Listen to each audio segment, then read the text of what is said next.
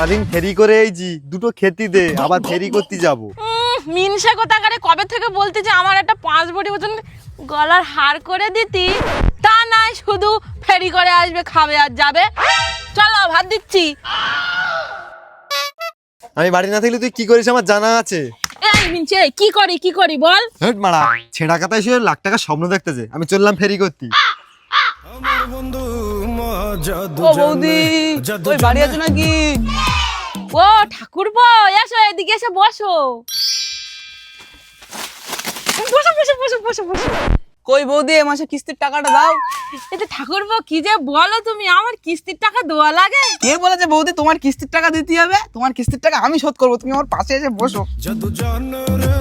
দাঁড়াও বৌদি, দিতে বৌদি তোমার কিস্তি শোধ। আরে শালা, এই দরজা খোলা কেন? তুই দেখি তো। এই বউ, এই আরামের বাচ্চা, কোথায় গেলি? দুর্বল, আমার বর চলে যাচ্ছে, তুই তাড়াতাড়ি লুকো। ওরে একে নে না ওকে নে।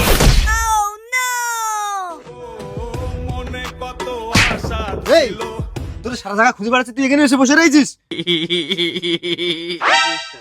এই জুতো আর ব্যাগ কার? ও বৌদি, আমার জুতো আর টাকার ব্যাগ।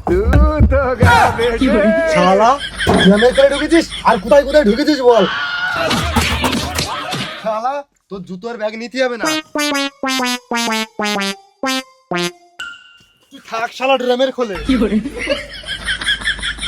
ও বৌদি, আমার বের কর, আমার টাকাও গেল, বৌদিও গেল।